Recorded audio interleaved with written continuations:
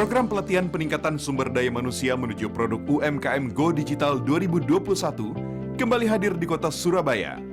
Kegiatan ini diadakan oleh Badan Aksesibilitas Telekomunikasi dan Informasi Kementerian Komunikasi dan Informatika RI. Kegiatan ini terwujud sebagai jawaban atas kendala yang dihadapi para UMKM yang terdampak pandemi COVID-19, sehingga memaksa UMKM untuk segera melek teknologi dan harus go digital. Pelatihan ini diadakan selama 2 hari di Hotel Davam Pacific Caesar Surabaya pada hari Jumat sampai Sabtu 19 hingga 20 Februari 2021. Pelatihan ini menerapkan standar protokol kesehatan, dimulai dari melakukan tes rapid antigen, pengukuran suhu tubuh, membagikan masker, face shield, dan hand sanitizer, serta menjaga jarak antar peserta. Peserta dari kegiatan digitalisasi negeri ini terdiri dari 30 orang peserta offline, merupakan UMKM, pelaku ekonomi, dan wirausahawan muda se-Jawa Timur, dan lebih dari 100 orang peserta via online. Kegiatan pelatihan ini diawali oleh sambutan dari Ketua Pelaksana Digitalisasi Negeri, yaitu Bobi Ciputra.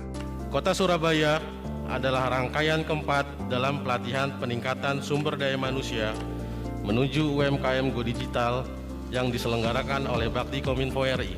Dalam menghadapi persaingan usaha yang semakin ketat dan kompetitif, serta masuknya era globalisasi, pengembangan sumber daya manusia, masyarakat dan UMKM menjadi salah satu skala prioritas yang secara konsisten terus dilakukan oleh pemerintah. Karena sektor ini bisa memberikan kontribusi yang signifikan bagi pertumbuhan ekonomi nasional.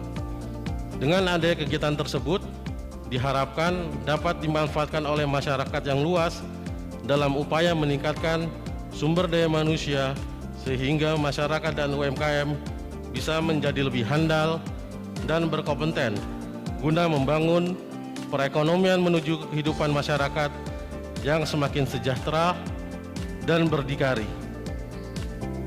Sebagai bentuk dukungan terhadap kegiatan ini, turut hadir juga Sekretaris Umum HIPMI Surabaya, Radityo S. Digitalisasi ini memang saat ini sudah menjadi semacam kewajiban ya, karena eranya kita, kalau ngomong di era kita sudah masuk ke 4.0, bahkan beberapa itu sudah mau menuju ke 5.0 gitu ya, yang mana kalau ngomong industri 4.0 itu basisnya adalah big data.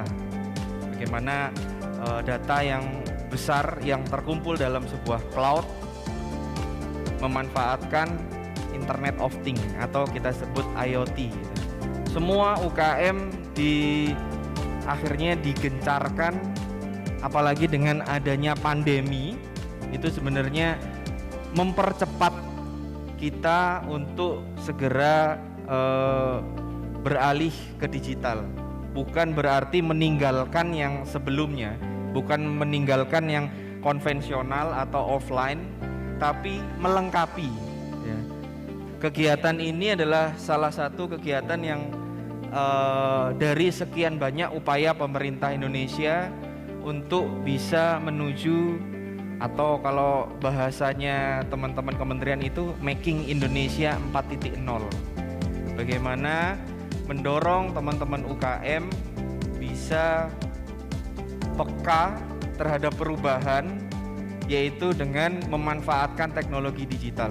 Mulai dari hal yang paling simpel, yaitu memanfaatkan sosial media untuk kepentingan bisnis. Kemudian acara pelatihan digitalisasi negeri ini dibuka secara online oleh Kepala Divisi Perencanaan Strategis Bakti, Yulis Widya. Harapan kami dari Bakti Kementerian Komunikasi dan Informatika dengan acara pelatihan ini dapat membantu menyukseskan para pengusaha dan entrepreneur muda untuk menyongsong era digital agar dapat mampu bersaing dan tumbuh maju bersama dalam era transformasi digital.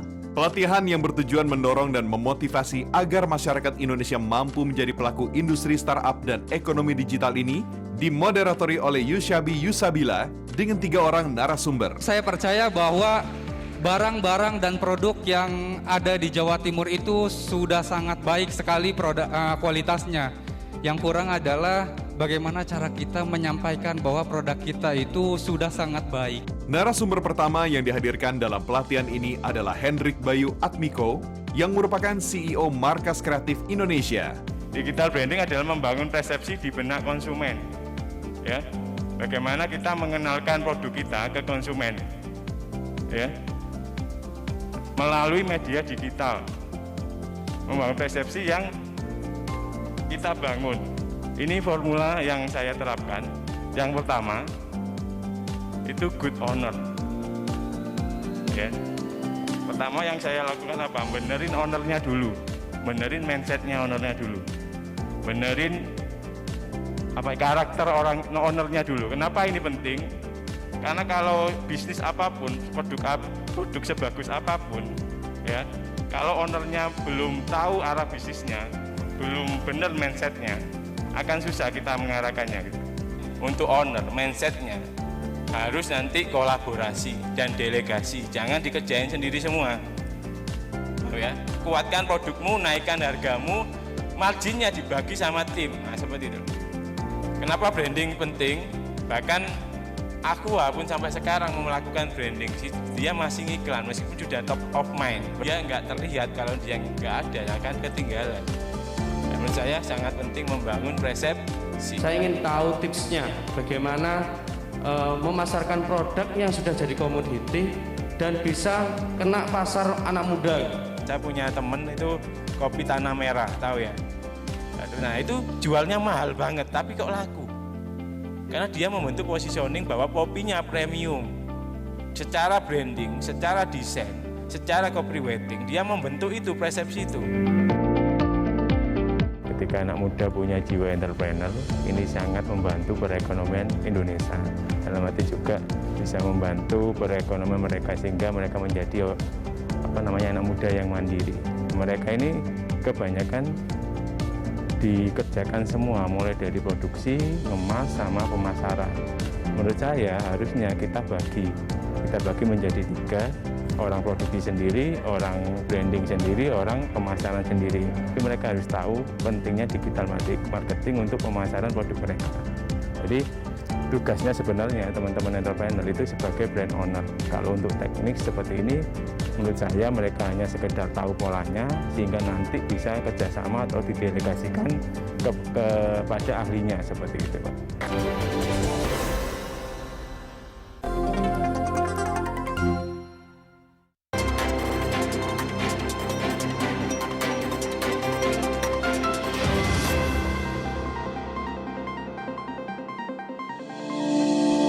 Di sesi kedua, pelatihan digitalisasi negeri ini diisi oleh Yuda Setiawan yang merupakan CEO dari Mlijo.com dan VimaDaily.com. Yuda Setiawan telah lama berkecimpung di dunia digital dan telah banyak membantu para UMKM di Jawa Timur untuk go digital. Dalam paparannya, menekankan pentingnya pegiat UMKM untuk segera go digital. Dengan go digital, UMKM akan bisa bertahan di tengah ketidakpastian saat pandemi, bahkan bisa memajukan dan mengembangkan usaha. Digital marketing adalah suatu upaya memasarkan sebuah produk menggunakan media digital atau jaringan internet. Selalu ada pola dalam menerapkan digital marketing. Dimulai dari riset, kemudian praktek, setelah praktek kita analisa hasil dari yang sudah kita lakukan, kemudian kembali lagi ke langkah awal untuk membuat pemasaran yang lebih baik lagi. Sebelum melakukan digital marketing, perlu ditentukan siapa target kita. Nah, pasar atau pelanggan kita saat ini mungkin sebagian masih, mohon maaf, gaptek ya.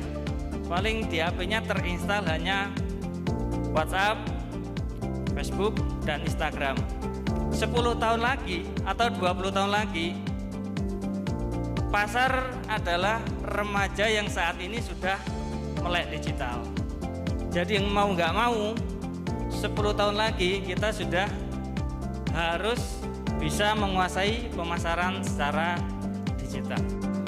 Strategi marketing yang paling tepat dari sisi digital marketing itu seperti apa? Kalau kami sih pinginnya positioningnya itu adalah wanita dewasa. Tinggal kita identifikasi target pasar itu kumpulnya di mana. Kalau kumpulnya di IG ya kita maksimalkan di Instagram. Kalau kumpulnya di Facebook ya kita maksimalkan Facebook. UMKM mulai sekarang harus melek digital sehingga bisa bersaing dengan pasar yang lain sehingga lebih kompetitif. Meskipun digital marketing ini maju dengan pesat, tapi tetap ada dampak negatifnya. Harapannya ya dengan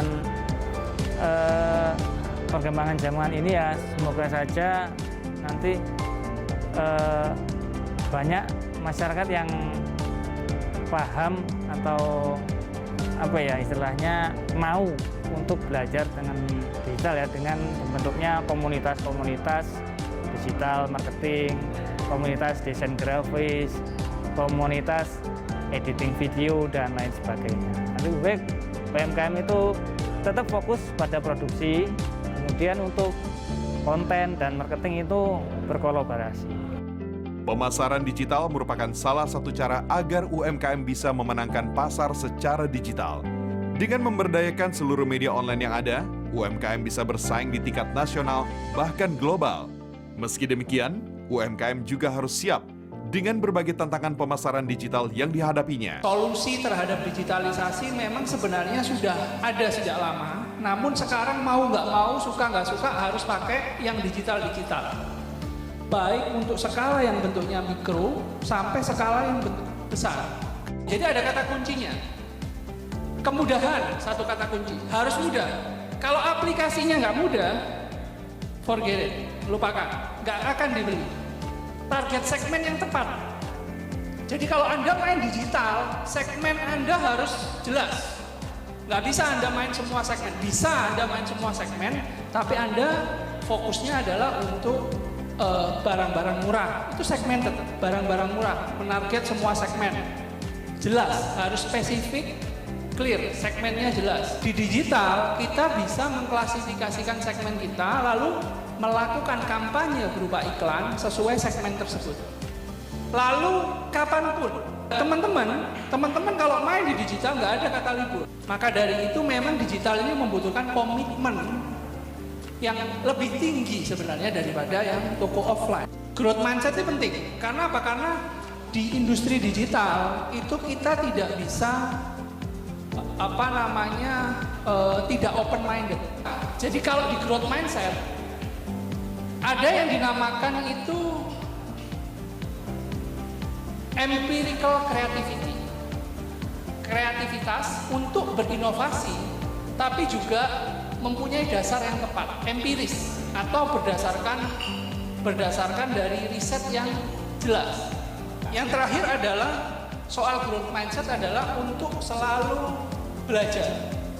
Jadi yang paling penting itu bukan kemampuan baru Anda yang Anda dapatkan itu paling penting, tapi adalah kemampuan Anda untuk belajar hal baru. Digital mindset bukan cuma tentang kemampuan mengoperasikan teknologi digital secara teknis, namun merupakan sikap dan perilaku yang memiliki orientasi untuk memanfaatkan teknologi dan komponen digital dalam aktivasinya bagi kepentingan organisasi atau problem solving. Bagaimana cara kita menambah jumlah follower sama fanpage? Karena semakin banyak jumlah follower, itu katanya kan akun kita lebih dipercaya daripada yang akunnya itu followernya sedikit. Nambah followers itu tujuannya supaya apa? Macam-macam. Kita nambah followers tujuannya hanya untuk image kita lebih bagus. Jadi kita bisa menyampaikan banyak informasi ke customer. Ada juga menambah followers tujuannya apa? Untuk memperbesar konversi. Kalau mindset Anda sebagai pengusaha itu adalah fokus untuk mendapatkan skill itu, dan itu cukup, lakukan itu. Tapi kalau fokus Anda adalah mengkonversi itu menjadi penjualan, itu lebih bagus. Tujuannya apa sih nambah followers? Tujuannya untuk konversi penjualan. Kalau saya melakukan itu, saya lebih baik sewa konsultan. Akselerator, inkubator, pendamping, mentor, itu kunci sukses daripada bertumbuhnya usaha, apalagi usaha kecil menengah ya. Mereka sangat membutuhkan pendampingan. Apalagi ini malah peluang buat teman-teman UKM, pengusaha mikro atau pengusaha pemula pun untuk langsung masuk, karena modalnya lebih kecil daripada kita membangun bisnis yang berbasis non-digital. Jadi selain urgensi, ini juga menjadi peluang sisi lainnya. Dan memang harus dilakukan, mau nggak mau, suka nggak suka, memang harus terjun ke digital, teman-teman. Dengan adanya teknologi ini, kita bisa banyak belajar secara murah, gratis, juga cepat. Yang generasi sebelumnya juga bisa belajar dengan yang mudah, atau kalau ingin cepat, generasi sebelumnya kolaborasi aja dengan yang teman-teman yang muda.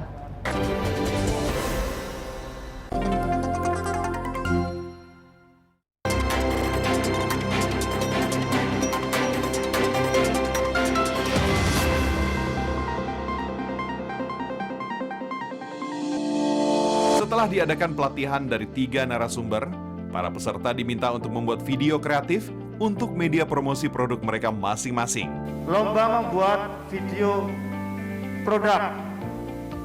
Untuk waktunya, lama atau durasi dari video itu maksimal 2 menit. Video maksimal jam 10 sudah masuk di grup. Dan akan dipilih 3 besar. Untuk juara pertama mendapatkan 5 juta, juara kedua mendapatkan 3 juta, dan juara ketiga 2 juta sebagai modal usaha. Seusai melewati berbagai penilaian, terpilihlah 3 UMKM terbaik dalam pembuatan video promosi. Para UMKM tersebut diminta untuk melakukan presentasi produknya. Aku ini terinspirasi dari parfum yang seperti Chanel, terus YSL, terus saya bikin dupe-nya. Dupe-nya itu meniru seperti wangi parfum yang ori. Ada 9 varian. Di sini kita ada 6 varian untuk perempuan dan 3 varian untuk laki-laki, seperti itu.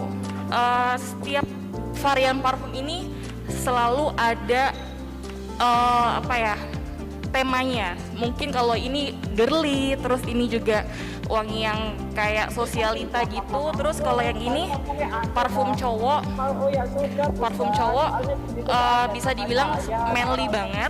Di Facebook itu kita punya grup namanya Wastra Loka. Wastra Loka artinya kain lokal kan. Jadi kenapa batik? Dan saya milih batik, saya tidak mau batik printing atau cap, saya maunya batik tulis karena saya menjaga kualitas. Dan kenapa batik dan tenun? Karena itu yang mampu orang Indonesia lakukan, dan kenapa enggak gitu kan? Jadi saya merasa bangga gitu loh Pak. Kalau umpamanya karya kita itu ya dari kita sendiri seperti itu.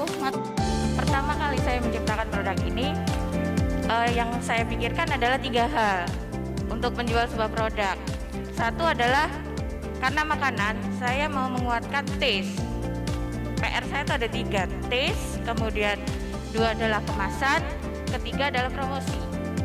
Setelah taste itu saya produksi sesuai dengan menurut saya sudah cocok.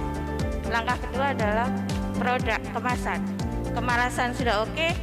Langkah ketiga adalah bagaimana sih supaya produk saya ini menarik untuk saya pasarkan. Kemudian tercetus ide untuk membuat video tersebut. Dan video tersebut pun saya pikirkan dengan kebetulan tim marketingnya saya dan suami saja ya. Hanya saja saya mungkin dari kemasan dengan presentasi kami ke minimarket di Surabaya, kami mampu masuk ke minimarket modern. Jadi ada 40 minimarket di Surabaya, Gresik, Sidoarjo sudah terdisplay produk kami. Jaya Indonesia itu memiliki kekuatan taste, terutama rasa pedasnya sangat kuat. Dibandingkan kalau coba jahe dari Vietnam, Thailand, Cina. Banyak masuk di Indonesia. Tapi jahe Indonesia itu digemari di mancanegara karena rasanya sangat kuat. Dalam perlombaan pembuatan video promosi, terpilihlah masing-masing juara. Juara ketiga dimenangkan oleh UMKM Parfum Blanca. Juara kedua adalah UMKM Ethnic Trolley Bags dan juara pertama adalah UMKM Sari Bumi. Dan setiap juara mendapatkan hadiah modal usaha dengan total 10 juta rupiah. Awalnya saya tuh 1 bulan pertama saya jual jahe segar, empon-empon segar, cuman kalau saya lihat seperti ini nggak berkembang. Saya coba kemas, saya olah, kemudian ya saya merubah penjualan saya dari yang segar menjadi instan. Dengan segala strateginya akhirnya menjadi produk seperti itu, yang alhamdulillah sampai sekarang bisa diterima di masyarakat. Jadi saya lakukan penjualan ini step by step, karena step pertama adalah saya menjual di lingkup terdekat dulu. Ada range, saya biasa menjual itu saya petakan, Pak. Ini itu adalah kesempatan kita harus mengenal, memperkaya ilmu, memperkaya diri untuk bisa memanfaatkan teknologi ini untuk memasarkan produk kita. Pada tahun 2010, saya itu tertarik ketika menjadi pembeli aja dari produk-produk teman-teman yang di daerah. Kemudian saya berpikir, kenapa saya tidak membuat sesuatu yang etnik? Etnik di sini artinya hal yang bisa diaplikasikan ke dalam kebanggaan kita seperti tas atau sepatu atau baju. Tapi rata-rata teman-teman semuanya sudah memilikinya, jadi saya memilih koper. Saya bekerja sama dengan teman-teman di daerah. Awalnya seperti itu, tapi sekarang teman-teman dari daerah itu bagus sekali mereka. Mereka memiliki pengetahuan dasar tentang IT, jadi bisa mengoperasikan handphone mereka. Jadi mereka berjualan melalui itu, dan saya langsung bisa berhubungan. Pembinaan ya Mas, pembinaan. Dan lagi tolong kenalilah kami ini, UMKM ini, agar kami ini bisa dikenal gitu. Jadi kenalilah kami agar kami bisa dikenal dan tolong dibina. Sebenarnya saya hobi banget nih sama parfum dari dulu, koleksi parfum. Tapi kan kita tahu sendiri ya, harga parfum tuh mahal banget, berjuta-juta sampai ya lumayan lah. Nah akhirnya daripada saya menguras kantong untuk membeli parfum, akhirnya saya beli parfum yang bisa juga untuk dijual. Kebetulan Blanka Parfum ini maklon, jadi saya sudah serahkan semua kepada pihak maklon. Jadi saya tinggal cari nama untuk formulasinya, dan ingredientsnya sudah sudah maklon yang menentukan semuanya. Orang awam kalau belum melakukan terjun di bisnis, bener-bener nggak tahu gimana caranya memulai, gimana caranya harus melangkah.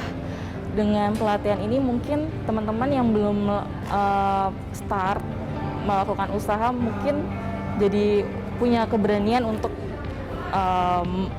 memulai usaha. Karena kita sebagai anak muda mungkin sudah tahu trennya itu seperti apa untuk hari ini, atau mungkin untuk kedepannya. Itulah karena memang digitalisasi ini kan dekat dengan anak-anak muda, sehingga ketertarikan dari UMKM ini adalah sebagai anak muda yang tentunya yang lebih berkenan dengan digitalisasi. Ya mudah-mudahan dengan pelatihan yang kita lakukan di setiap daerah ini akan lebih baik lagi. Kegiatan digitalisasi negeri ini dilakukan dalam rangka menyelenggarakan percepatan konektivitas digital tahun 2021 untuk mendukung pemulihan ekonomi nasional di saat pandemi COVID-19.